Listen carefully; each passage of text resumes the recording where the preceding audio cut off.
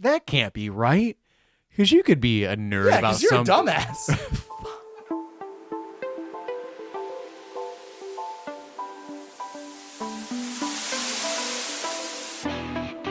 Welcome to the Variety Voiceover Nerdcast. This week, two geeks get philosophical about nerd stuff. But first, I'm your host, Camden Parsons, here with my co-host. Oh, Derek Yarnovic. How you doing, Derek? Oh, I'm doing good. How are you doing, Kevin? I will say I'm doing rather well. I'm doing great, actually. Guess what I found out? What'd you find out? That game that we play, it's not super well known. It only won Game of the Year last year at the Game Tummy Awards. sticks? Tubby sticks? Tummy sticks. I don't know what that is. Okay. Is that like bug snacks? Yeah. Okay. Go on. Baldur's Gate 3 Oh, wonderful game. finally got its update 8 of their. It's the last big update. Yeah. Right? And part of this update is that they finally added crossplay. Crossplay. Oh, my God. I bought this game to play with a friend of mine on PC. Couldn't. I have it on PlayStation. Yeah. I've been sitting pretty by because no one else that I knew that played it had it on PlayStation. So I've been playing this game by myself for like 2 years. Waiting. But now it's finally out. They added a whole bunch of new subclasses and stuff too. There's a lot more to it than just that, but that's the part of it that really That's got probably me the excited. biggest one that like a lot of people were waiting for. Because I mean, obviously it's a stellar single player game. I played it before the release. I played the beta. Oh, did you? I didn't know that. I played the beta. I really enjoyed it up until the release. Played it for a while after that, but like solo play, it has its timeline. It has an end to it. Like obviously you can keep going back and playing over and over again, but I've never beaten it. I haven't either. The peak of it all is going to be playing with your friends. Oh yeah, because it's essentially D&D. Right. What's really funny to me is when that buddy I was talking about who was trying to convince me to play it, he told me that it was a D&D like game. Oh, it is D&D. And I was like, well, that's really cool. I like D&D a lot. I don't get the chance to really play it at all. So I'll get the game something like D&D. And then I downloaded it and it's like it's licensed. It starts off with mind flayers. Like it is actually a Dungeons and Dragons game. Right. It's made by a different company, but at the same time, it's what they made that game a couple years ago, Dark Alliance. Yeah. And this is what I thought that was gonna be. Right. That game sucked. Yeah. But our friends have played that. Well, you mean Meat Pants? Our good friend. Yeah. They know Meat Pants. Our good friend Meat Pants and Argenti both played that. Yeah. And they played it all the way through, and they wanted to do a tactician playthrough, or I don't know what that means. It's basically a crazier version. But I think it's gonna be real fun to play with them. I agree. Especially probably because by the sounds of it, if they've completed it, they probably are better at it than we are. Yeah. So they can help us through. Yeah. I'm curious to see how many players you're allowed to have. I think it's 4. I think your party can maximum 4. Like if you have like 3, they'll put an NPC in there. But I think it's 4. Up to 4, yeah. I'm not even gonna give you the satisfaction. Satisfaction of what? Acknowledging anything. Acknowledging what? Everything's that fine. I just put on a propeller hat? No. And while you were looking away from me and I put on a propeller hat, you look back and it's the funniest thing you've ever seen in your life. Yeah. Can I get the microphone to pick it up? Oh, I think I just hit the I don't think he hit it. It didn't peak. But yeah. The propeller hat stays on during sex. Fact. Yeah. No cap. But yeah, I think that's gonna be great. I think it's gonna be a fun time playing Baldur's Gate 3 with the friends. Yeah, I'm probably not gonna touch any of those new subclasses to be honest with you. Rogue. Yep. Ranger. Yep. Yeah. Actually, funny enough, my character I play as right now in Baldur's Gate is multi-classed as a rogue and a ranger. You're like fuck one having one of the others. I'm doing both. I'm gonna try something else later. When we did that Invincible D&D thing. Oh, so good, monk. Yeah, I played as a monk in there because that's what they made his Invincible, and I actually really liked the way that he played. Yeah. Obviously, it's not gonna be like that verbatim because there was a lot of like homebrew stuff to make Right. it invincible, but the play style of the monk from that, I actually really enjoyed. So I think the next character I make is gonna be a monk. I think it'd be cool. I always really enjoyed, and I kind of play it. We're gonna go off a tangent for a second. There's a like a card playing warlock that I want to play, like pack of the deck for actual Like D&D, like Gambit. Okay. But like you actually use a deck of cards for your damage and type of damage. Ooh, that could be interesting. So I think instead of like rolling the dice itself, you'll draw a card, and depending on like 1 through 10, that's how much damage you do, and then like the type of card is the type of damage or like effect that it could has. be cool, but that also like you'd have that's like a. It also sounds kind of limiting as far as damage can go, unless you're an. There's multipliers and stuff like that. It's like because you imagine like you roll a die, it's like I get all the way up to like 26 in damage, and then you roll. That's a 2. Yeah, yeah. I think there's more to it. There's like different effects and everything like that happen with it, so that it's not just the damage that matters with the card. It's gonna be like an effect plus the damage. That's cool. Yeah, I'm excited to play that. I think. I don't know. What is this? You just like short circuited. I did. I had caffeine today. Oh. Recently, actually. How recently? Is your pulse telling? Why are you checking your pulse? I don't know. Are your veins like? It's 20 minutes ago, man. I would say it's about half an hour ago. I'm trying to cut back. I've noticed there's not a whole lot in my life that I feel like I have the ability to get like addicted to, but then I have an energy drink. Oh yeah. And then I have another energy drink. It's hard. But I have to limit myself to 2 because one time I had 3 in a day, I started having heart palpitations. Yeah, that happens. But yeah, I got to a point where like every day I'd have 2 energy drinks, and like I could feel my heart getting weaker and weaker. Yeah. Not long for this world. No. All right, well, thinking about long for this world, I have a little bit of news for Windbreaker Season 2. What is that? Windbreaker Season 2 is a anime that is coming out with the English dub starting tomorrow. I got a Windbreaker. I call it my fanny. Oh. Well, speaking of fanny and windbreakers, I'm not a big fan of the anime. No? No. What's it about? As far as I know, and I'm sure there's a lot more of it, like a deeper story behind it, but it feels like street gang stuff. Yeah. Little street gang. We had to read a book my senior year of high school that was about gang violence, and I can't remember for the life of me what it was called. Straight Outta Compton? No. Something like that's almost a little bit too real. Yeah. They're not, obviously if it's an anime, it might not be, as bad, but like, yeah. I wasn't a big fan of it. But Season 2, English dub, starts tomorrow. You gonna watch it? Well, if you didn't like the first one? No, it's just news. All right, cool. I got one last bit. Yeah. May the 4th is approaching. Be with you. Rapidly, yep. It's like 2-ish weeks from now.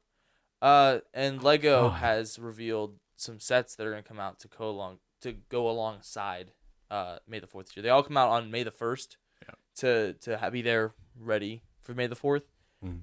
There is Jango Fett Starship, like the UCS Jango Fett Starship was the Ultimate Collector series. Okay. It's the Slave One from the prequels. Okay. And then Jango Fett is also getting one of those head sculpts, like the ones that I have. I have a Batman and a Spider-Man one here in my room. Who's Jango Fett? Boba Fett's dad. Okay, makes sense. He's the guy who he's the base model for all the clones in Star Wars. Okay. All the clones are clones of Jango Fett. Oh. Fun fact: Boba Fett is also a clone of Jango Fett. They told him that. Well, if it's his father, yeah. Yeah. Well, but no, it's a clone. He was like, "Yeah, I'll let you clone me and use me for an army if you let me have one, and I'll raise it like a son." And that's what Boba Fett is. If you give me one. Yeah. Okay, you can do it, but only if I can get to keep one. They're doing Kylo Ren one of those head sculpts as well, and also that's cool. Kylo Ren's TIE Fighter silencer, whatever it's called, his ship. They're doing a couple brick heads. They have a Luke Skywalker one and then a whole set for Revenge of the Sith because it's awesome. The anniversary of that movie. And the Rebel U-Wing from Andor, I believe.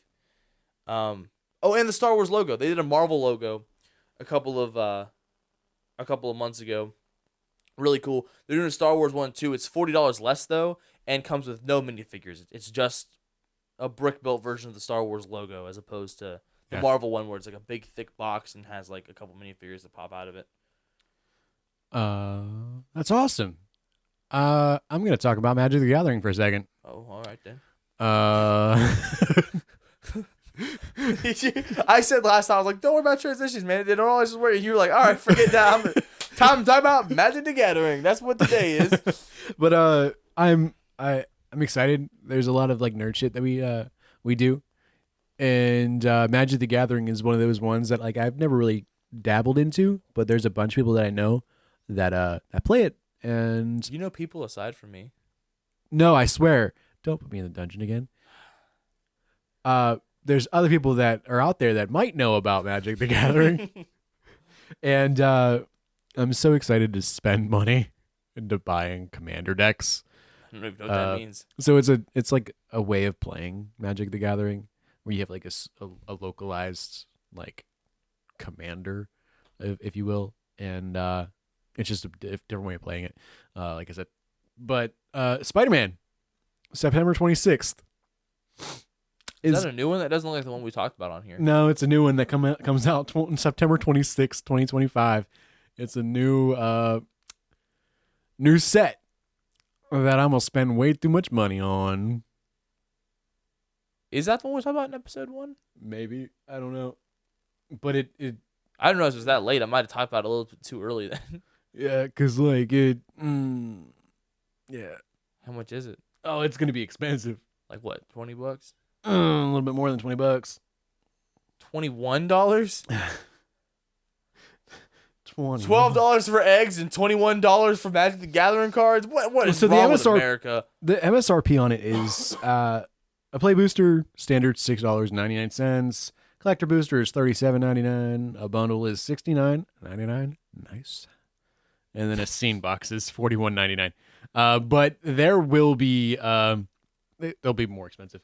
But the commander's in there. There's the commander's in there. There's gonna be Venom. Venom's gonna be one of them, and Green Goblin is another one. I think this is the one we talked about the first time. Yeah, it could be Doc Ock. Yep, and then there's tentacles, pumpkin bombs, Sensational Spider-Man. Yeah, which is not accurate because the Sensational Spider-Man is a specific version of Spider-Man. Did you just actually me? Sure did. Actually, the Sensational Spider-Man is Ben Reilly, not Peter Parker. Oh, wow. Speaking of that, I think that's probably a good transition into... That probably is a topic... Nope, try again. Speaking of that, that's probably a good transition into our main topic. Yeah, you're probably right. So this week, I was watching a video on good old TikTok about this guy who was going off about someone else had posted a video talking about how into Legos and comics they are, which spoke volumes to me, as you can probably imagine. It's on your For You page. So of course it did. But a bunch of people in that guy's comments were like, "That's mainstream stuff. You're not a nerd for liking comics and Legos." Mm-hmm. And the guy the video I saw was like, that's like the foundation of nerd stuff. You know, if you're a nerd, you're into that type of stuff. And so it kind of got me thinking like what truly like constitutes a nerd? You know, what is, because there's a bunch of different types of stuff that I think falls into the like notion of nerd. Like someone who's like super into music could be considered a nerd, but like music is not a nerdy thing. Everyone enjoys music. You know, so just kind of that idea of like what constitutes a nerd? You know, is it you know how into something you are? Is it specific things you have to be into to be a nerd? You know, I'm just curious. What's your 2 cents on the matter? What makes a nerd? I think you kind of hit it on the nail on the head at the beginning of it when you said it's the degree of which you do it, right? Okay. Like how involved you are into it. But as long as that is the standard, you have so many different avenues to which you can go into it. Like you said, the art. Mm-hmm.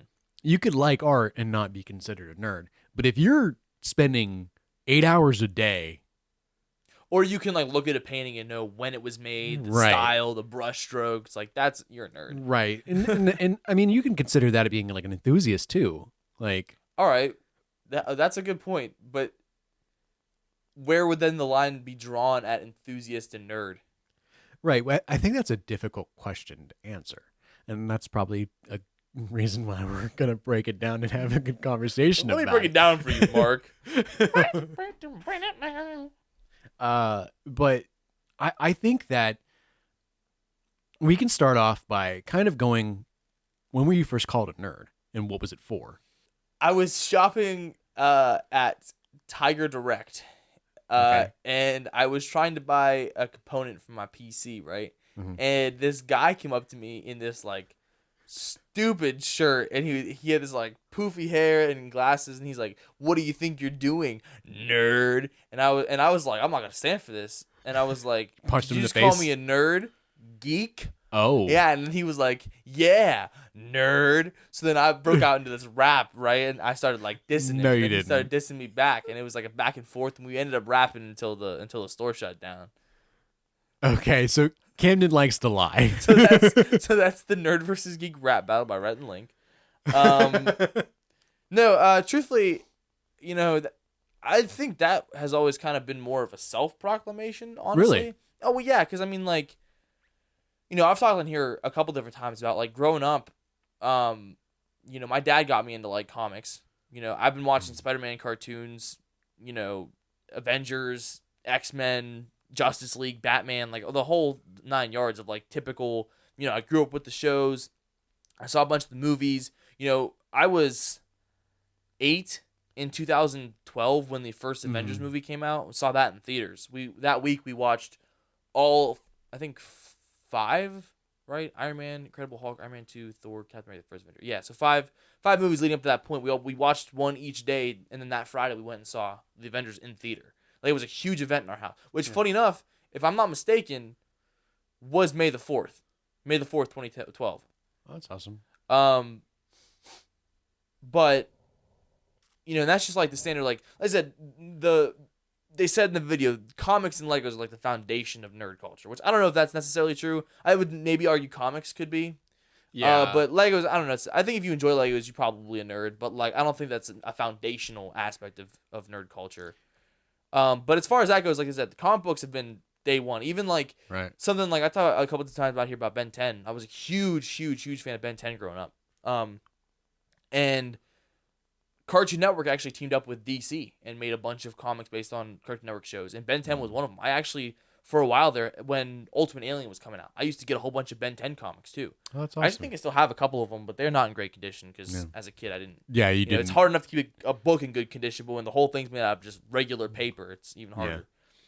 Yeah.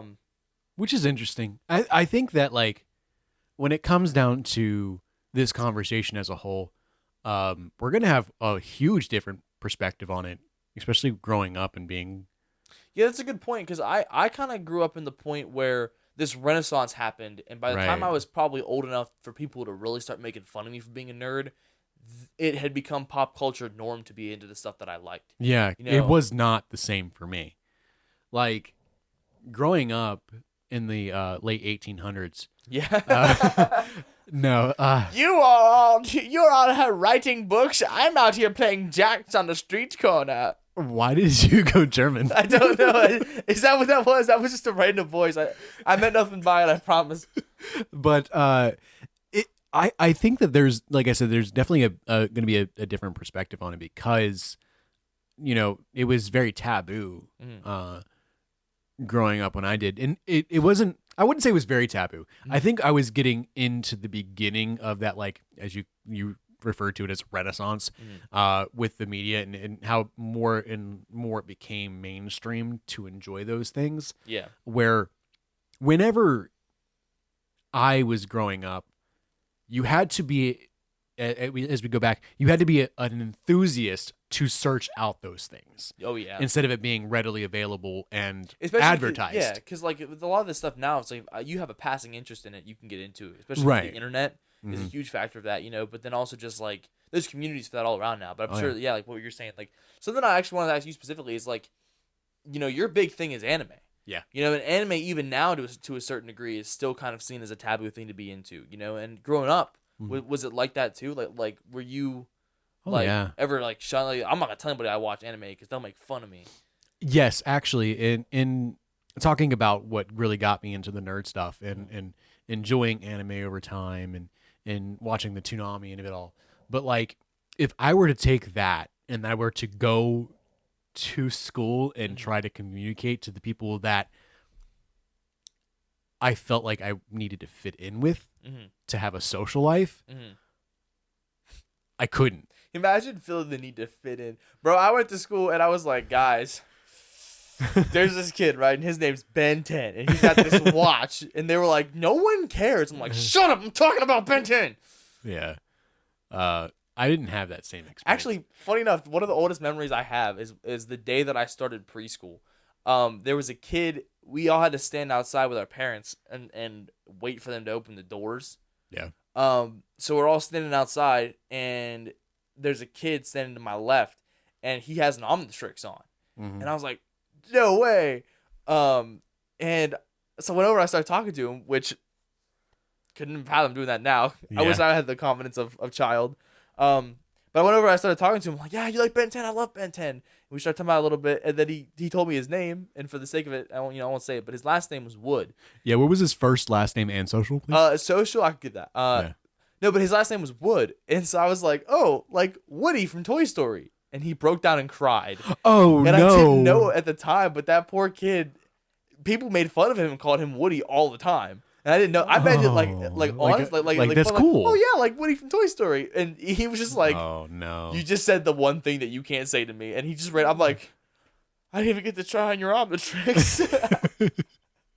That's cool as shit. I wanted to be friends. Yeah, well, we ended up becoming friends. Okay, good. We stayed pretty good friends throughout the entirety of that. I ended up moving schools in the 3rd grade though, so I never saw him since then. My brother did. My brother lived for a little while. Lived in that same area. Once we got older, and he moved out on his own. He went back to that area and met with that guy at a basketball court. Yeah. And wearing the same Omnitrix. Yeah, actually, as a matter of fact, yeah. No, he's a SoundCloud rapper now. I learned. Hell yeah. Apparently he's pretty good. I don't know what his tag is. Hit the plug. I've never heard Hit the plug. But he was talking to my brother, and he was like, "Yeah, you remember Camden?" He's like, "Yeah, everyone remembers Camden. He's the kid that pooped in a urinal." I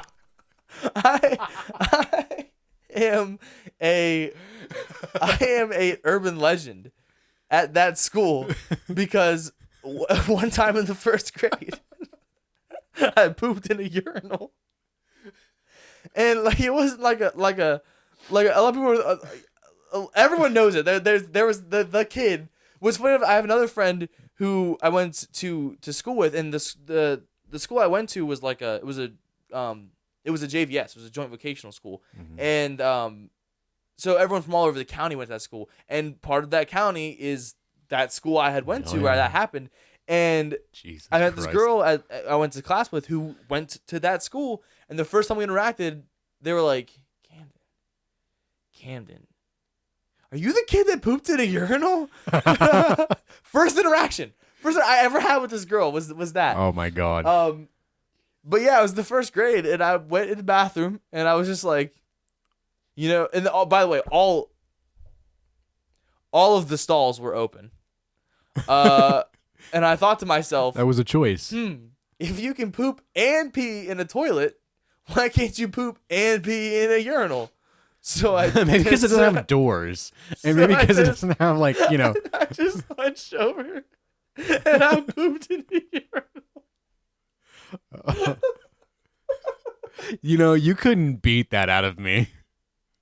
It's so funny, and like I said, I think what's even funnier about it is that, like, to anyone else, they'd be like, "Oh, that's just an embarrassing moment. You're an idiot kid. You think something dumb." That's a canon moment for you, apparently. No, not only just that, but like the fact that it's still talked about. Like I said, I didn't do it out of malice. I wasn't like weird about it. I didn't go in and brag about it. Yeah, I mean, you were in like, first grade. Yeah, I did it and I left. I just walked out, and people still talk about it at that school to this day.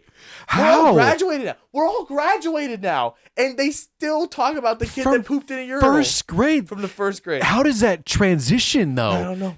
Are teachers talking about it? Urban legend. Older kid tells his younger sibling tells the whole class, and all of a sudden it's a whole new thing. That's crazy. They still talk about it. I guess I'm talking about it too, but I don't go to that school anymore. Well, here's the thing. That was an urban legend where people would poop in the urinals whenever I was in school, but never had a name to it. Well, now you know. It's Camden Parsons, the urinal pooper. Alrighty, well, let's get back on task. Yeah, so about nerd culture. I think that there's a huge aspect to this word nerd / geek / whatever. It's perspective. I mean, it's definitely something that you really can't self-title. You kind of have to be identified by someone else for it, because if not, you're just enjoying things that you like, but for people to kind of put it into that, and the first time I was ever told that I was a nerd was like by a girlfriend. Really?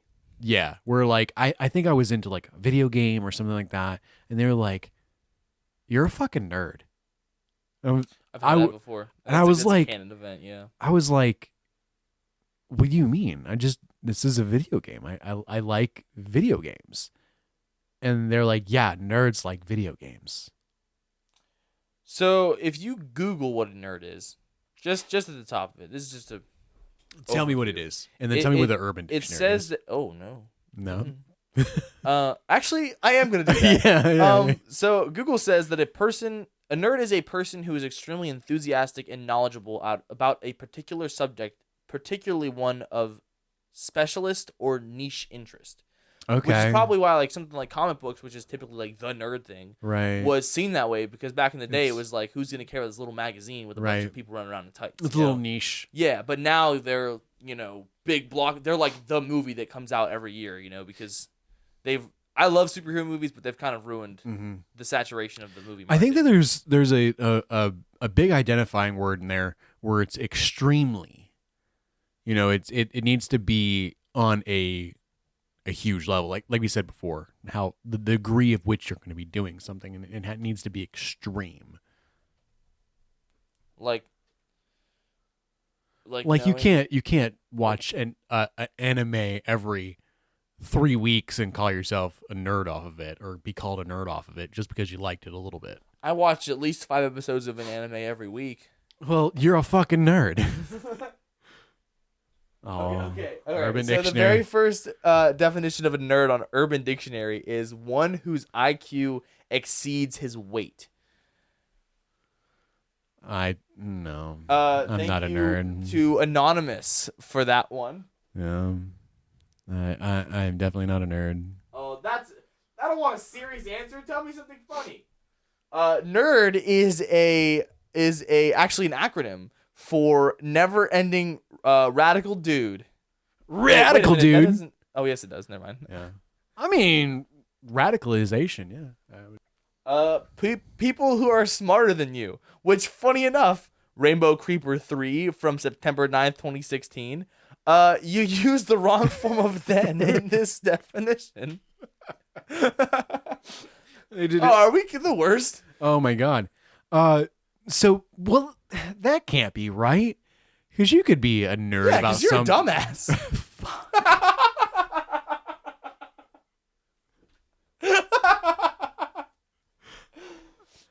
I'm sorry.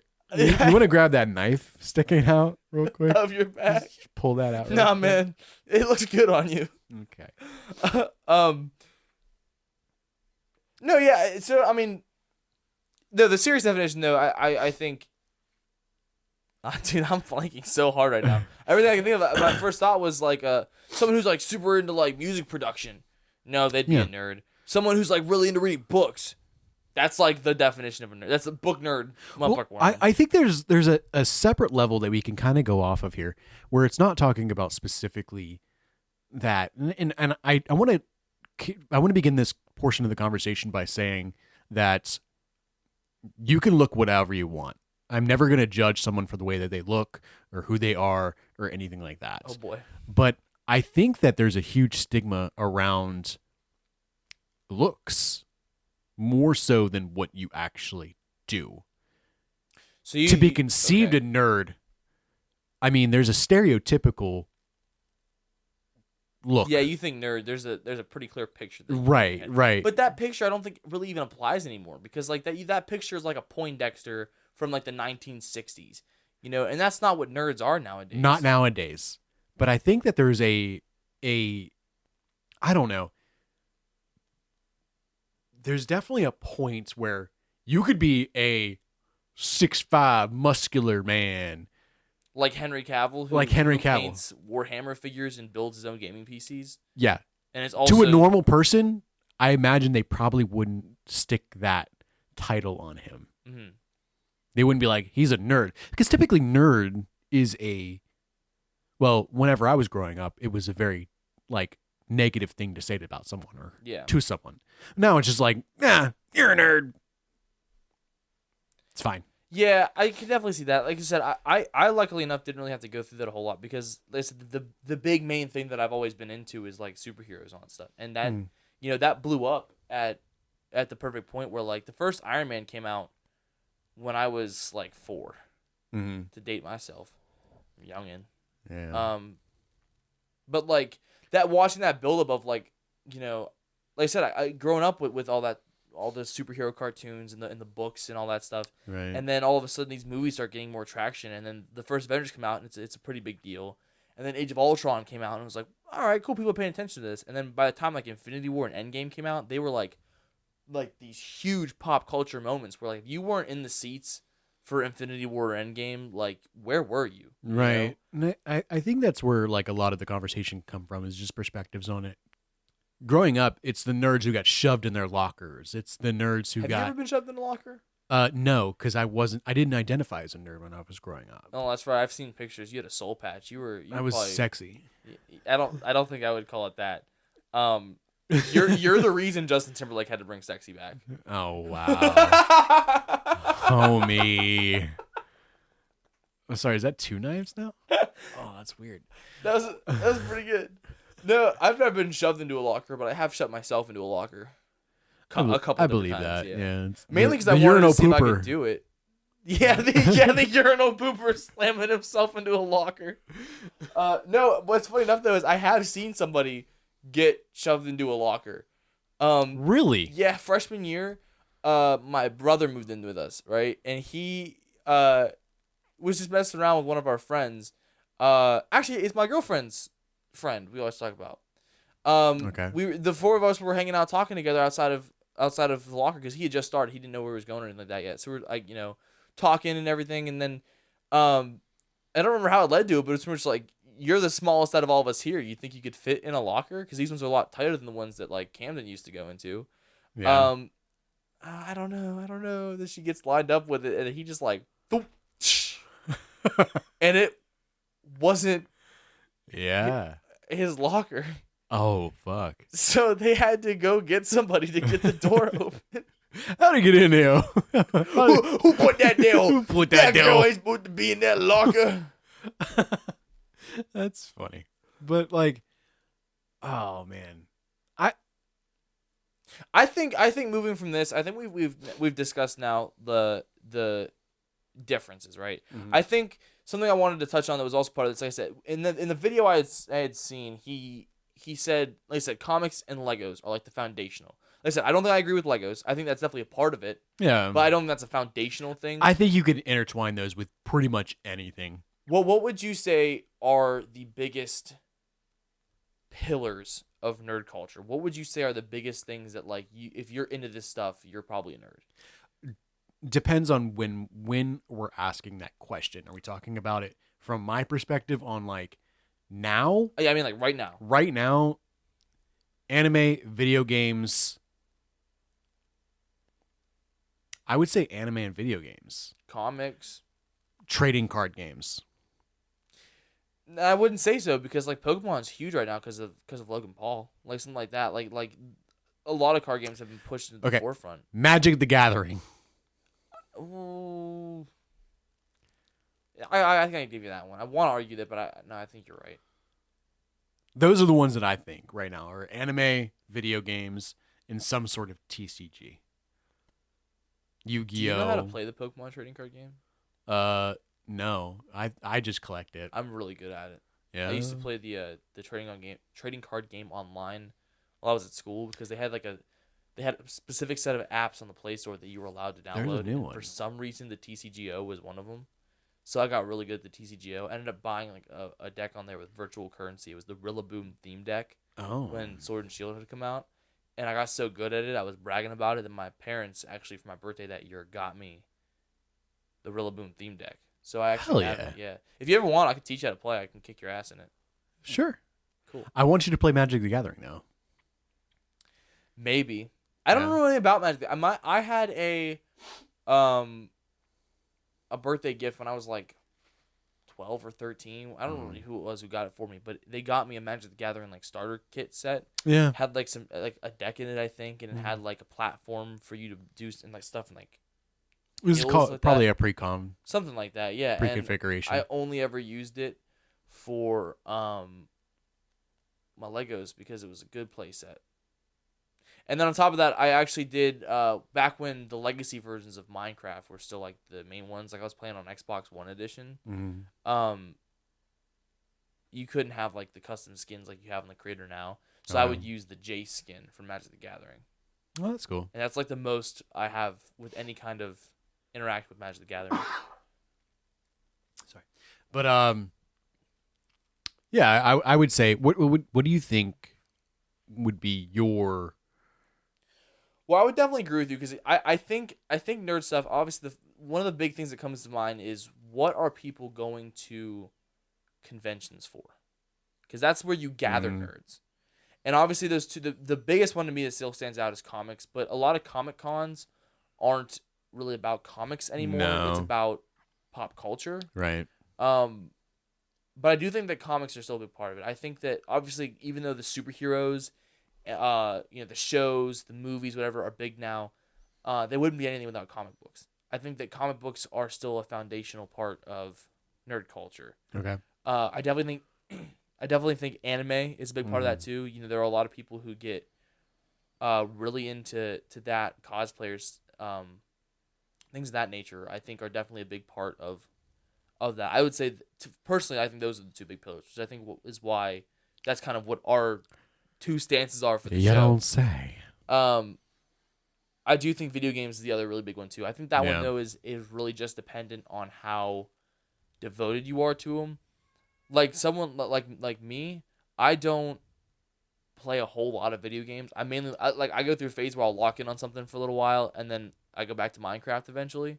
So I wouldn't really say like I'm like a gamer, you know. But like then you get someone like my brother, dude. He has like I think like 30 platinum trophies on PlayStation, which you only get when you get everything.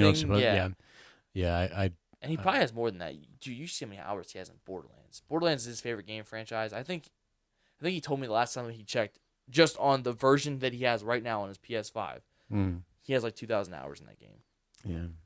Mr. 60,000 on Path of Exile. It's not 60, it's 6. Oh. Yeah. Either way. But yeah, no, I can agree. I think comics, and the reason I say that is because, or I don't say it as like my two as it would be.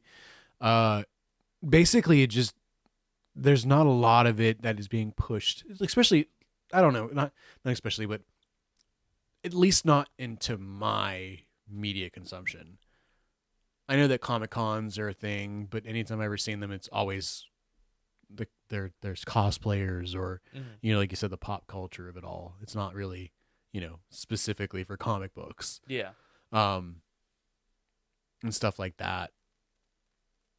But I think another big part of it too is like collectibles. I think that's what really kind of nailing someone as a nerd, because like, you can be into something, right, but to go out of your way to try and get as much as you can from that thing. Surrounding yourself with it without actually, like doing an anime figure without watching the anime too. Like you like it so much for a figurine. That very well could be too. That to me screams more like you like the idea as opposed to actually the thing.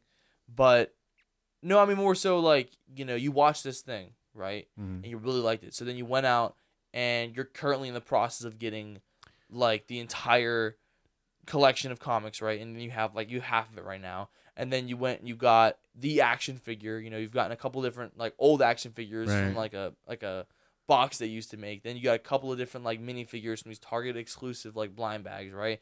And then they come out with Funko Pops. Even though you're not really into Funko Pops, you get all 5 of the normal ones and then the one big one that they have. It's like a big moment, right? You got 2 shirts and then a new one that just came in from the newest season that you got yesterday. It's dirty. I'm gonna show you when we're done recording, but I'm not gonna put it on because it's dirty. So do you think collecting things?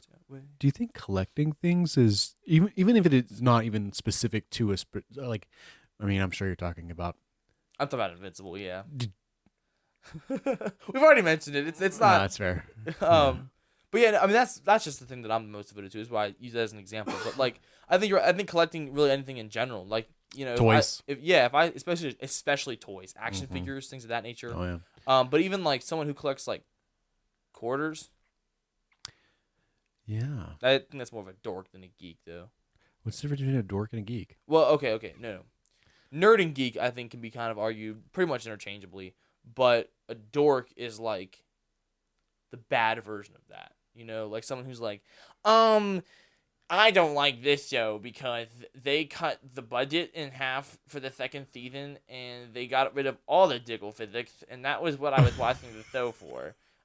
Personally, my favorite character is Princess, whatever her name is. I wasn't looking at her name tag. I was looking elsewhere. That's a dork. That made me physically uncomfortable. Yeah, did you not like that at all? That's what dorks do. They're the worst type of nerd. Camden, you did that way too well. Yeah, I started getting that real quick. That was like the natural state for your soul. And I don't want you to... Please don't. I'm sorry, Princess. Oh, Princess. I think we've reached a point where we've talked about it. Yeah. Long story short, you're a dork, and I'm a nerd. Hey yo. Hey yo. I'm sorry, man. I don't know why I'm racking on you so hard. That's 3 knives at this point. But no, I think that's going to take us to our challenge segment if you're okay with that. I think before anything, let's talk about our challenge last week since now this is the second week in a row. So you had to read X-Men the Dark Phoenix Saga. How did you feel about that? I'm going to be completely honest with you. I liked the story a bit as much as a, dark entity taking over the mind of X person and they have to fight their friends and blah, blah, blah, blah, blah, can go. Getting into comics, I think I would have enjoyed that if I read it much later because honestly, it was a little overwhelming. It was a hard read for sure. Right. I definitely think that's kind of how comics from back at that point went. I don't remember offhand the exact time that came out, but the Dark Phoenix Saga particularly, I think, collected some comics from the early 80s, which is, I think, as far back as like big main comics go. I think a lot of the big events that you're going to hear about, trades I'm going to give you eventually, are like pretty much 85 onward. Right. X-Men the Dark Phoenix is one of the earliest examples of like this is a must read. And you can definitely tell that there's a lot of thought bubbles. There's a lot of words on every page. Many. They talk kind of weird. Yeah. What's really funny too, I thought about, I don't know if you noticed or not, but like the way they're drawn does a perfect job of emanating the period they're from. Yeah. Because like the women don't necessarily look too much like actual people, in my opinion, but like Cyclops specifically, when they draw him, he looks like if Burt Ward, who played Robin in the 1966 Batman series, wore red sunglasses. Okay. Like he looks like a guy from that. Well, I guess not that time period because that is like almost 15 years before when this comic came out. But right. You know what I'm saying. Like it's a really good job at emanating that. No, I agree. I think that like it was for me getting into comics and obviously reading not as much as I should have up to this point in my life. Captain Underpants. I can't believe that became a running joke on this show. It's Captain hilarious. Underpants. That's crazy. I got to read it again. But either way, have you ever seen the movie? Yeah, that's pretty good. It's great. But either way, I think it was a hard read. I think that there was a lot of like narrator bubbles, a lot of narrator things. There was a lot of just like internal monologue, thought bubbles. Some of the stuff in there was kind of weird. Yeah. They later on in X-Men continuity, they make a Kitty Pryde, who's introduced in this comic. Right. I can't remember the exact nature of their relationship, but her and Cyclops get really close. I don't remember if they date or not. Huh. I'm not entirely sure. I'm not the biggest fan of the X-Men. I can't think of him. But what's really weird is that she was introduced because there wasn't enough young people at the time. The whole point of the X-Men is that they're a team created for this school. Right. It's a school of mutants who are learning how to helm their powers, and that's the X-Men. Right. But this current run or this current lineup of the X-Men are all adults. They're like early 20s. Yeah. So, and then you have this whole team of adults are working at this or are going to the school, Yeah. So they brought in an actual youngster to go to the school for youngsters. So she's like 13 and he's like 20 something. Yeah. And she's like, I want a slice of that. Gross. Which is a little weird. Yeah. Emma Frost is introduced in this story. I don't know if you've seen it or not. She was actually just recently added to Marvel Rivals, which you've still never played. Even though you told me to play with me. I will. When? You set it up. Oh, I'm bad at that. Yeah. Anyway. Okay. Emma Frost is a hero typically. Yeah. Emma Frost at one point even led the X-Men. And in this introduction where we get to meet her for the first time, she's evil. Huh. You said like you surprised. You read the story. Yeah. But like it was more of like a that's interesting of a thought that it. Oh, the translation. Yeah, translation. Okay. I don't know. I think that there was the best thing that I could pull from the comic book. I liked the story. It was an okay story. I probably should have dug more into X-Men before this one. But I did like a lot of the callbacks to certain issues where these other things kind of like there's a lot of context that goes into it. I was talking to Michael a little bit about that where I guess they planted the seeds for not just this story but also the Phoenix Saga that comes before this. Yeah. Over the course of like 30 to 40 issues.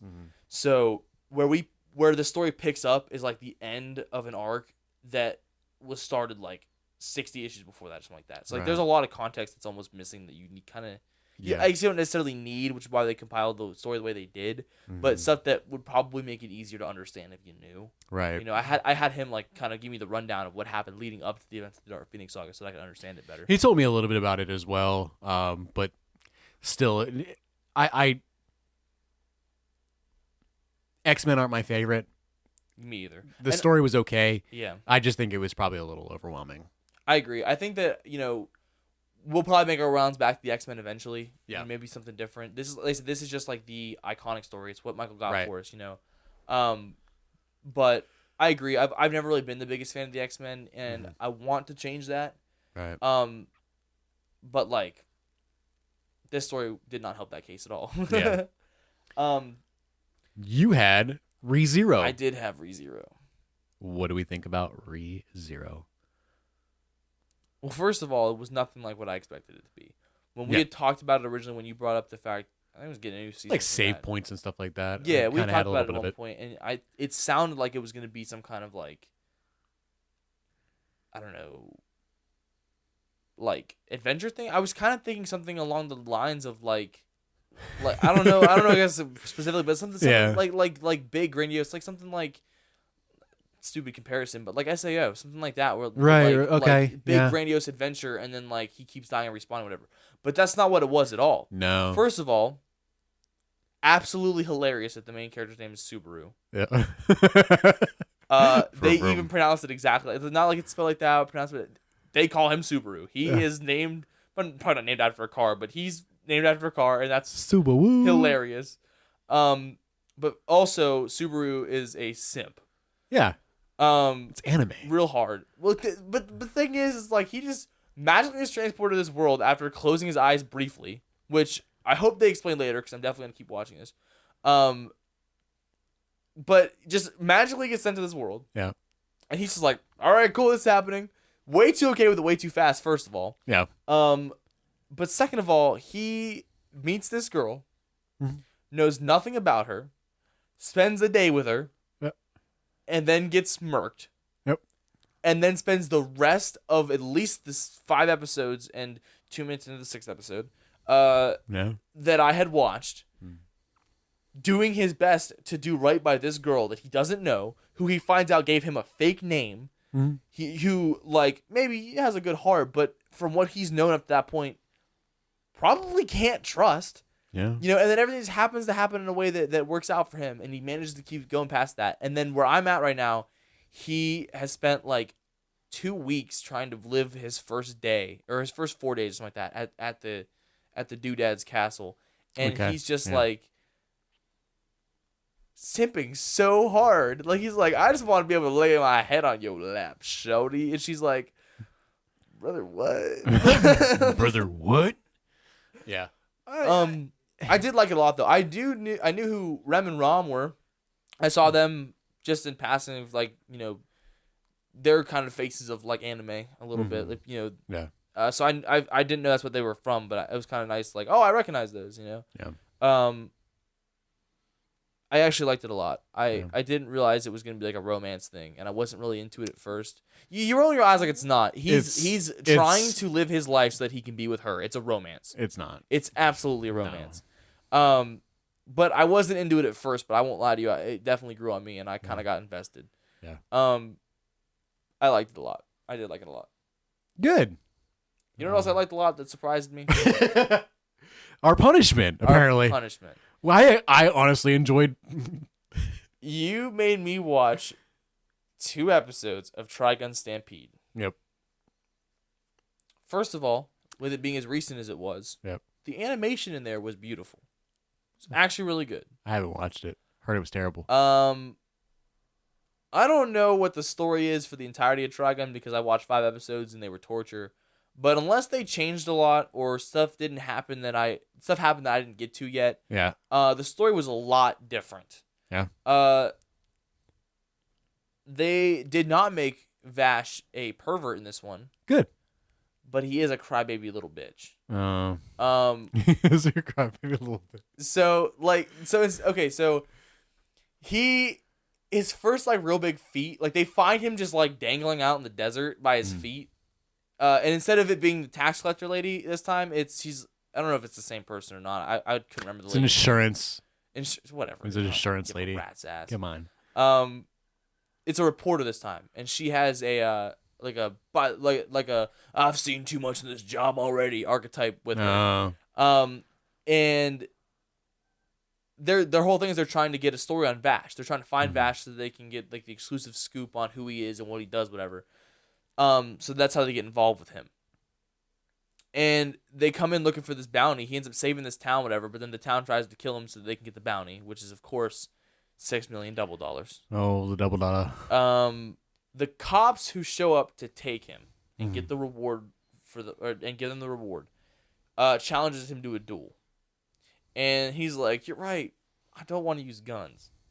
I want to put on a show." And pulls out a rocket launcher and shoots it upward because the rocket launcher makes a bunch of more rockets off of it, and there's a cascade of missiles coming down. And Vash has no ammo.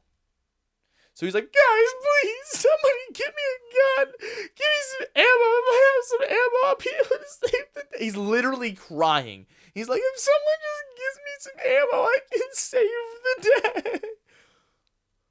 Oh, God. Bro, you're back to Stampede, man. Buck up. God, what are you whining for? But he ends up getting the bullet and he shoots it. So he throws up a rock and shoots the rock so perfectly that it breaks apart and breaks all the missiles in the sky. It's actually really cool. But like I said, I think it was a lot better to watch. The pacing was a lot better. I just am not a fan of what they did to Vash. Vash also looks. They gave him a metal arm now for some reason. He also looks like. He looks like the anime character that a Discord mod would have as his profile picture. Oh God, yeah. I saw the thumbnails of it as we were having a conversation about it. But I said, all in all, it was much better than the original, I think. But it was still Trigun, so take that as you will. Yeah. I just forgot Spider-Man. I love the Amazing Spider-Man too.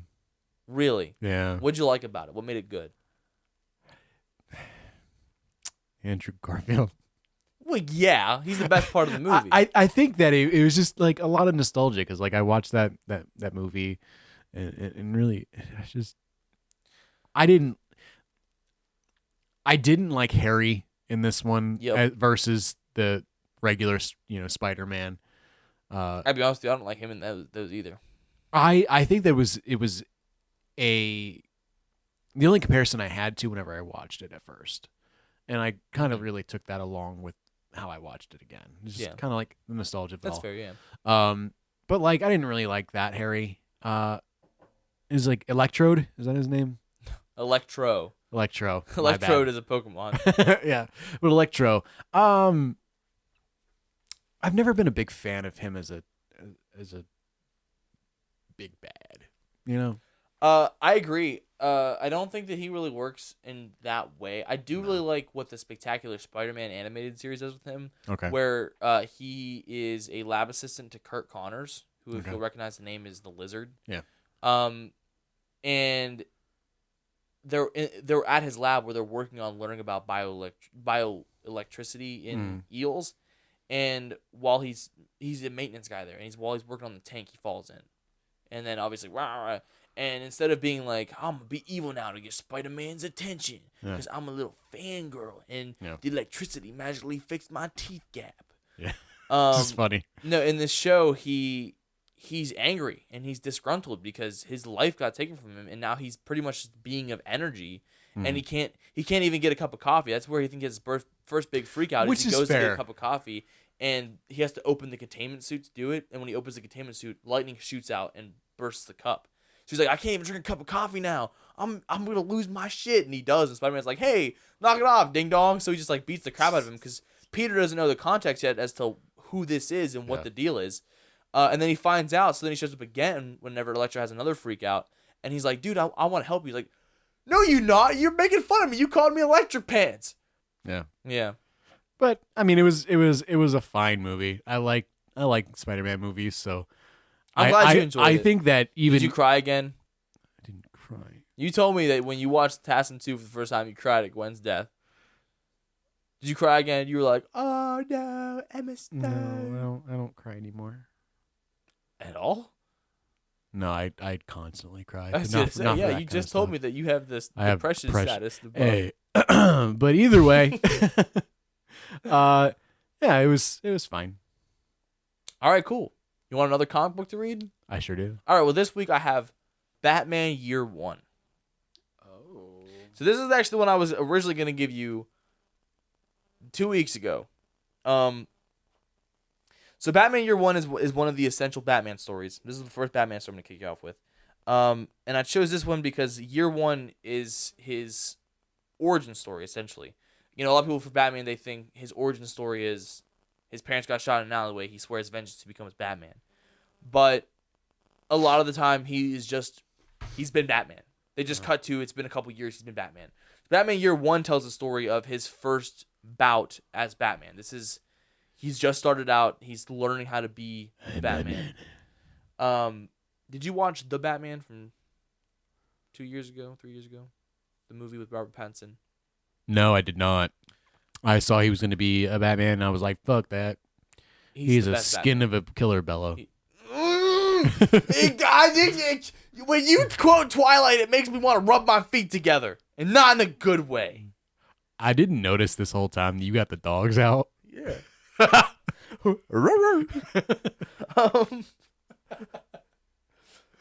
This one's written by Frank Miller, who is he's like one of the biggest names in comics. Some of the biggest stories. There's another one I'll have you read later, which is The Dark Knight Returns, which is a Frank Miller story. This is an older one as well. Oh God! But not quite as old. And like I said, Frank Miller's writing is kind of what brought Batman to the highlight. This is from 1986, which is about 6 years, I think, ish after Dark Phoenix. Holy shit! Is that Mickey Mouse? Oh, dude, I was just opening up to skim through to like show you, and that's straight up Mickey Mouse in this comic book. In this top, that's straight up Mickey Mouse. Oh, yes, sir. Yes, Commissioner. Sir, Merkel's on the way. Yes, sir. And then he just puts the phone on Mickey Mouse. Yeah. Anyway, yeah. So this is your comic this week. You gotta read Batman Year One. Okay. What do I have to watch? 5 episodes of Freerun Journey Beyond. Freerun Journey Beyond? Yes. I don't even know what the F that is. I haven't watched it yet. I plan on watching it with you. Okay, cool beans. Yeah. I was gonna say, why would you do that? But I have done that with the comics a couple different times. This is light. Yeah, it's definitely not as thick as that, and it's also lighter paper. It's more like newspaperish than like some of the other stuff I've given you. Yeah, I feel like because it's still kind of thick, but like it's. I don't know for sure how many pages that one is, but I don't think it's as big as Dark Phoenix was. At least one. You just think there's some funny people, don't ya? Don't ya? All right. Well, with our challenge segment discussed, our new challenge given, I believe it is now time to roll for ending.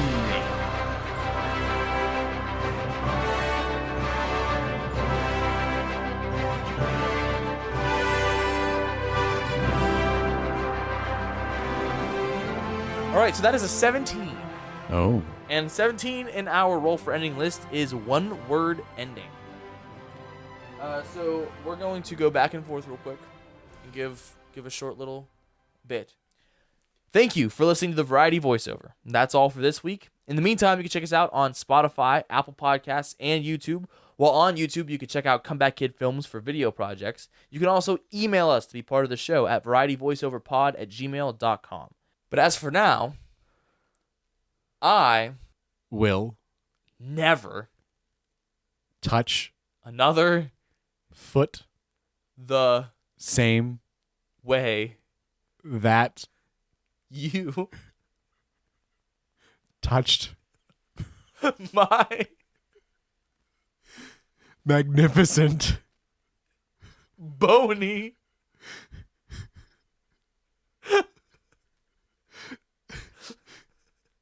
veiny abstract bussy. Oh no! Oh, this voice is over.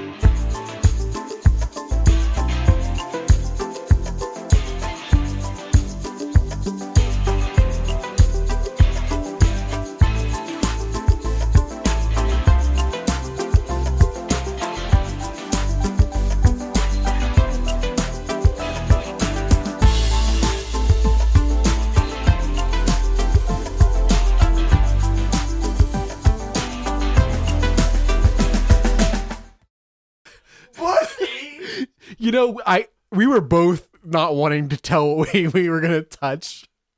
I thought you were gonna say foot. I thought we were just adding adjectives, and so you said foot. No. And then you pulled out your pussy.